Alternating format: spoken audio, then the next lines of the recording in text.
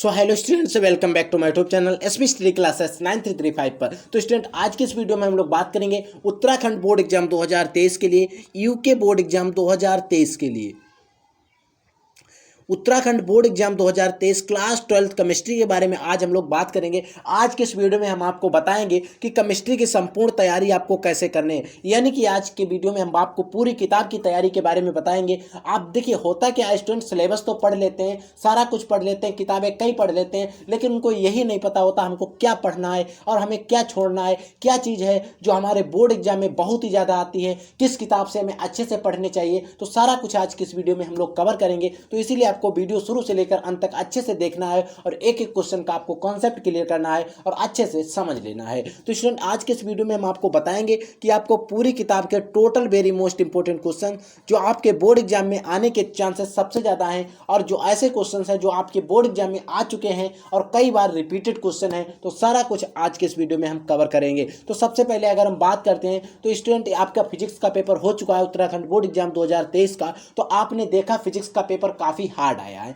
लेकिन क्या हो रहा है कि स्टूडेंट हमसे कह रहे हैं कि सर पढ़ा हुआ नहीं फंसा। ये उनकी गलत बात है, ये उनकी गलत सोच है कि अगर आपने पढ़ा है उसी से आया है। आपका जो सिलेबस है, सिलेबस से ही आया, क्योंकि सिलेबस आउट ऑफ सिलेबस एक भी क्वेश्चन नहीं था। हमने खुद पेपर देखे, कई सेंटर्स के पेपर देखे हैं। तो अगर हम आपको बता दें आपको कौन सी बुक पढ़नी है जिससे आपको पूरा पेपर फंसेगा, आपको क्या करना है, आपको एनसीईआरटी की जो बुक चलती है, एनसीईआरटी सरकारी बुक चलती है, आपको वो बुक पढ़नी है, क्योंकि जो भी पेपर बनता है वो सभी उसी बुक से पेपर बनते हैं। तो एनसीईआरटी आपको पढ़ना है और जो भी क्वेश्चन थे हमने देखा था, अगर आप एनसीईआरटी की बुक उठा के देखेंगे तो आपको सारे क्वेश्चन ए टू जेड मिल जाएंगे उस बुक के अंदर। तो ऐसा है कि स्टूडेंट क्या करते हैं, अन्य पब्लिकेशन, प्राइवेट पब्लिकेशन की बुक ज़्यादा ले लेते हैं। वो बुक्स महंगी भी होती है लेकिन उनमें कंटेंट ज़्यादा होता है, लेकिन वो चीज़ नहीं दे पाते हैं जो बोर्ड के एग्जामिनर के मन में होती है। तो इसीलिए आपको क्या करना है, देखिए हम मैं ऐसा नहीं कर रहा हूँ कि प्राइवेट बुक खराब होती है, बुकें सारी अच्छी होती हैं, आपको पढ़ना है। वहाँ पर क्या होता है, एनसीईआरटी की बुक थोड़ी समझना कठिन हो जाता है,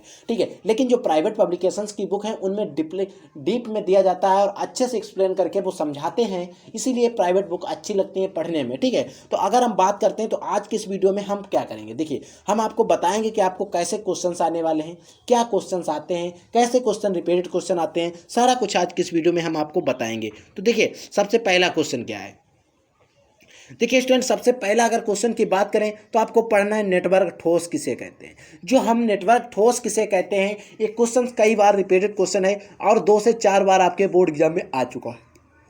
दूसरे अगर क्वेश्चंस की बात करें तो आपको एक क्वेश्चन पढ़ना है, क्रिस्टलीय ठोस और अक्रिस्टलीय ठोस में अंतर। क्रिस्टलीय ठोस कैसे होते हैं और अक्रिस्टलीय ठोस कैसे होते हैं, इनमें आपको अंतर बताना है और लगभग आपको 4 अंतर याद कर लेना है, ठीक है, लगभग 4 अंतर। नेक्स्ट क्वेश्चन है फ्रेंकल तथा शाटकी दोष। देखिए फ्रेंकल और शाटकी दोष के बारे में आपको अच्छे से पढ़ लेना है। फिर हम बात करते हैं संकुलन क्षमता और संकुल प्रभाज की। देखिए संकुलन क्षमता और संकुल प्रभाज, इससे रिलेटेड क्वेश्चन बोर्ड एग्जाम के अंदर बहुत ज़्यादा आता है, तो आपको इन सभी क्वेश्चंस को अच्छे से पढ़ लेना है, ठीक है। अब नेक्स्ट क्वेश्चन देखिए क्या है, नेक्स्ट क्वेश्चन है मोलरता। क्या है स्टूडेंट, मोलरता के बारे में आपको पढ़ना है, आपको नॉर्मलता के बारे में पढ़ना है, आपको पढ़ना है मोल प्रभाज के बारे में। इन तीनों टॉपिक को आपको अच्छे से कवर करके पढ़ना है। मोलरता हो गया, नॉर्मलता हो गया, मोल प्रभाज हो गया, इनकी आपकी परिभाषा के साथ आपको इनका सूत्र याद करना है। क्या स्टूडेंट, आपको इनका सूत्र भी याद करना है, परिभाषा के साथ साथ इन सभी के आपको सूत्र भी अच्छे से याद करना है, ठीक है। इनसे रिलेटेड न्यूमेरिकल आपके बोर्ड एग्जाम के अंदर आते हैं, तो इसीलिए आप इनके सूत्र को अच्छे से जरूर याद करेंगे, ठीक है। नेक्स्ट क्वेश्चन क्या है देखिएगा, नेक्स्ट क्वेश्चन है कि हेनरी का नियम। हेनरी का नियम आपको बताना है, इसकी सीमाएं भी आपको लिखनी है। ऐसा नहीं हेनरी का नियम लिखना है, हेनरी का नियम कहाँ कहाँ कार्य करता है इसकी सीमाएं भी आपको बताना है, ठीक है। नेक्स्ट क्वेश्चन देखिए क्या है, राउल्ट का नियम तथा इनकी सीमाएं। जो राउल्ट एक वैज्ञानिक थे, इनका आपको नियम बताना है और इनके नियम की क्या सीमाएं थी, सारा कुछ आपको बताना है, ठीक है। अब हम बात करते हैं परासरण दाब क्या है, और आपको पीपीएम भी पढ़ लेना है। पीपीएम पर टिप्पणी, पीपीएम का फुल फॉर्म होता है पार्ट पर मिलियन। क्या होता है, पार्ट पर मिलियन। पी हो से होता है पार्ट, पी से होता है पर और एम से होता है मिलियन, पार्ट पर मिलियन, ठीक है। इस पर भी आपको अच्छे से पढ़ लेना है। उसमें से परासरण दाब तो बहुत ही ज़्यादा इंपॉर्टेंट है, परासरण दाब को आपको छोड़कर ही नहीं जाना है, ठीक है। नेक्स्ट क्वेश्चन क्या है देखिएगा, नेक्स्ट क्वेश्चन हमारा एक बहुत इंपॉर्टेंट क्वेश्चन है, क्या है कि ऑक्सीकरण तथा अपचयन अभिक्रियाएं, ऐसी रिएक्शंस जो ऑक्सीकरण भी करती हैं अपचयन करती हैं और इनको मिलाकर हम कौन सा रिएक्शन का नाम देते हैं, रेडॉक्स अभिक्रिया। वे रासायनिक अभिक्रियाएं जिनमें एक अभिकारक का ऑक्सीकरण तथा दूसरे का अपचयन होता हो रेडॉक्स अभिक्रिया कहलाती है। ठीक है, तो ऑक्सीकरण अभिक्रिया भी पढ़ना, आपको अपचयन अभिक्रियाएं पढ़ना और टोटल मिला के आपको रेडॉक्स अभिक्रिया भी पढ़नी है। नेक्स्ट क्वेश्चन नंबर 10 है कोलराउस का नियम। कोलराउस का नियम अभी आपको अच्छे से पढ़ लेना है। फिर आता है मानक इलेक्ट्रोड विभव। मानक इलेक्ट्रोड विभव के बारे में भी आपको अच्छे से पढ़ लेना है। अच्छा क्वेश्चन है, कई बार बोर्ड एग्जाम के अंदर आया हुआ है। नेक्स्ट क्वेश्चन है, क्या है, नष्ट समीकरण। नष्ट समीकरण और सेल का विद्युत वाहक बल, वेरी मोस्ट इंपोर्टेंट, कई बार बोर्ड एग्जाम के आया हुआ कि नष्ट समीकरण का और विद्युत वाहक बल पर टिप्पणी करना। ठीक है, फिर आता है प्रथम कोटि, द्वितीय और शून्य कोटि की अभिक्रिया की परिभाषा तथा इनका आपको उदाहरण भी दे देना। क्या उदाहरण, और प्रथम कोटि अभिक्रिया और शून्य कोटि की अभिक्रिया का तो आपको सूत्र भी पढ़ लेना है। क्या स्टूडेंट, सूत्र भी, क्योंकि इनसे रिलेटेड आपको बोर्ड के अंदर न्यूमेरिकल भी मिलेंगे और इनसे रिलेटेड हमने बहुत से न्यूमेरिकल आपको पढ़ाए हुए हैं। अगर आप लोगों ने अभी तक नहीं देखा है तो न्यूमेरिकल का आपको लिंक डिस्क्रिप्शन बॉक्स में मिल जाएगा, वहाँ से जाकर आप न्यूमेरिकल की तैयारी अच्छे से कर सकते हैं। ठीक है, नेक्स्ट क्वेश्चन क्या देखिए, नेक्स्ट क्वेश्चन है अधिशोषण हो गया, विशोषण हो गया, शोषण की हमें परिभाषा लिखना है। अधिशोषण, विशोषण, शोषण की परिभाषा लिखना है। इन पर आपको लगभग एक जरूर आ जाएगा बोर्ड एग्जाम के अंदर। फिर आता है संक्रमण। संक्रमण तत्वों के बारे में आपको अच्छे से पढ़ लेना है। संक्रमण तत्वों को हम डी ब्लॉक के जो तत्व होते हैं उन्हें हम संक्रमण तत्व कहते हैं। किस ब्लॉक के स्टूडेंट, डी ब्लॉक के तत्वों को। फिर आता है लिंथेनाइड 4F, एक्टिनाइड 5F के बारे में आपको पढ़ना है। फिर पढ़ना है आपको पेप्टिकरण क्या है, टिंडल प्रभाव क्या है, ब्राउनीगत क्या है। इन तीनों क्वेश्चंस को आपको छोड़ना नहीं है 100%, ये गारंटेड है 100%। इनसे आपको क्वेश्चन जरूर फंसेगा और 100% आपको गारंटी लेना, आपको पढ़ना ही है। ठीक है, नेक्स्ट क्वेश्चन देखिए क्या है। नेक्स्ट है पायस स्वर्ण संख्या गोल्डन नंबर की परिभाषा दीजिए। पायस स्वर्ण संख्या पर आपको अच्छे से परिभाषा याद कर लेनी है। अच्छे से एक तरीके से बात करें हम, टिप्पणी आपको तैयार कर लेनी है। इनके बारे में आपको मैं जो भी क्वेश्चन बता रहा हूँ स्टूडेंट, बहुत ज़्यादा इंपॉर्टेंट क्वेश्चन है, गारंटेड कह सकता हूँ। ठीक है, फिर हम बात करते हैं नेक्स्ट क्वेश्चन क्या है, 18 वर्ग, जो 18वां वर्ग है, शून्य वर्ग के तत्व हैं, उनके बारे में आपको पढ़ लेना है। फिर आपको पढ़ना है बर्नर सिद्धांत, जो है उपसात संयोजन यौगिक से। फिर बात करना है हम लिगेंड का वर्गीकरण कीजिए। देखिए लिगेंड का वर्गीकरण के आवेश के आधार पर करते हैं, आयनों के आधार पर करते हैं। ऋणावेश, धनावेश, ऋणायन, धनायन, ऋणायन हो धनायन हो गया, ऋणायन हो गया। इस तरीके से जो आयन उदासीन होते हैं, न्यूट्रल होते हैं, इन सभी आयन लिगेंड काम को वर्गीकरण अच्छे से समझ लेना है। ठीक है, फिर हमें पढ़ना है deoxy ribo nucleic acid, ribo nucleic acid का संपूर्ण ज्ञान, यानी कि डीएनए तथा आरएनए का संपूर्ण ज्ञान।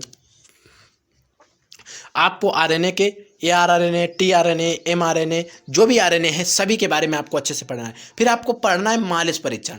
अब हम बात कर लेते हैं मालिश परीक्षण से किसका परीक्षण करते हैं। तो जो मालिश परीक्षण होता है उससे हम क्या किसका परीक्षण करते हैं, जो कार्बोहाइड्रेट का परीक्षण करते हैं उसे मालिश परीक्षण कहते हैं। ठीक है, कार्बोहाइड्रेट के परीक्षण को क्या कहते हैं, मालिश परीक्षण कहते हैं। ठीक है, मालिश परीक्षण हो गया। अब हमें पढ़ना है कार्बोहाइड्रेट के बारे में, विटामिन के बारे में, प्रोटीन के बारे में अच्छे से पढ़ लेना है। ठीक है, फिर आता है मेथिल अल्कोहल और एथिल अल्कोहल में विभेद कीजिए। किसमें, मेथिल अल्कोहल और एथिल अल्कोहल में हमें विभेद करना है और अच्छे से इनका परीक्षण भी याद करना है। इनका परीक्षण हम कैसे पहचान सकते हैं, प्राथमिक अल्कोहल है या द्वितीयक अल्कोहल है या तृतीयक अल्कोहल है या मेथिल अल्कोहल है या एथिल अल्कोहल है। ठीक है, सारा कुछ आपको पढ़ लेना है।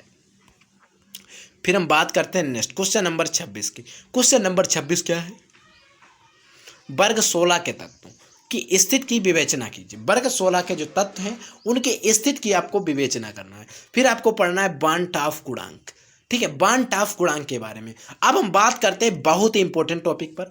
आपका बोर्ड एग्जाम के अंदर केमिस्ट्री का एक बहुत ही इंपॉर्टेंट टॉपिक आता है, 3 टॉपिक्स आते हैं। वो 3 टॉपिक्स होते हैं रिएक्शन को रिलेटेड। किससे, रिएक्शन को रिलेटेड। उसमें तो कुछ तो आती है हमारी नेम रिएक्शंस,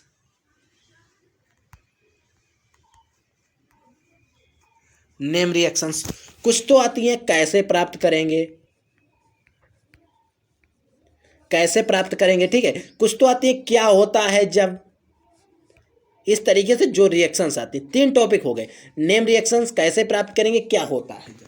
ठीक है। ये तीनों टॉपिक ऐसे इंपॉर्टेंट टॉपिक हैं जिनका मैंने कल ही वीडियो बनाया हुआ, बहुत शानदार वीडियो है, तो उसको जाकर आपको देख लेना चाहिए, क्योंकि उसका लिंक मैं आपको डिस्क्रिप्शन बॉक्स में दे दूंगा। क्योंकि ऐसे टॉपिक हैं, इनकी कोई मोस्ट इंपॉर्टेंट रिएक्शंस तो नहीं होती, अगर आप इनका तरीका समझ गए तो सभी मोस्ट इंपॉर्टेंट और सभी आपके लिए हलवा हो जाएंगी। लेकिन फिर भी मैं आपको यहाँ पर नेम रिएक्शन समझा देता हूँ। स्टूडेंट, आज के इस वीडियो में हम आपको बता देते हैं यहीं पर कि कैनिजारोव क्रिया आपको एक पढ़ लेनी है, सेंडमेयर अब क्रिया पढ़ लेनी है, कार्बेलेमीन अब क्रिया पढ़ लेनी है, फ्रीडल क्राफ्ट अब क्रिया पढ़ लेनी है, विलियम संश्लेषण पढ़ लेनी है, और आपको हाइड्रोजनीकरण भी पढ़ लेनी है। ठीक है, हाइड्रोजनीकरण, इन सभी रिएक्शंस को आपको अच्छे से पढ़ लेना है। और इन रिएक्शंस को मैंने अच्छे से उदाहरण के साथ, परिभाषाओं के साथ, ट्रिक से हमने अपने चैनल पर पढ़ाया हुआ है, वहाँ पर जाकर आप देख लेंगे। आप वहाँ पर सर्च करेंगे 3 सबसे महत्वपूर्ण टॉपिक्स के नाम से, उस पर थंबनेल लगा हुआ है, 3 सबसे महत्वपूर्ण टॉपिक्स। ठीक है, 3 सबसे महत्वपूर्ण टॉपिक्स अगर आप देखेंगे तो उसका लिंक भी मैं आपको डिस्क्रिप्शन बॉक्स में सबसे ऊपर ही दे दूंगा, जाके वहां से आप तीनों टॉपिक पढ़ सकते हैं। ठीक है, तो आज के लिए इतना ही। आप लोग अच्छे से तैयारी करते रहिए और आगे बढ़ते रहिए, हम आपकी तैयारी आपके साथ कराएंगे। Solution video, important question video मैं जरा से और वेरी मोस्ट इंपॉर्टेंट वीडियो जल्दी ही लाने वाला हूं, तो इसीलिए आपको चैनल को सब्सक्राइब करके रखना है। अगर आप लोगों ने अभी तक चैनल को सब्सक्राइब नहीं किया तो प्लीज़ चैनल को जरूर सब्सक्राइब कर लेना, बेल के आइकन के ऑल पर क्लिक कर लेना, और हो सके तो दोस्तों में भी अपने इस वीडियो को जरूर शेयर कर देना। ठीक है, तब तक के लिए जय हिंद, वंदे मातरम।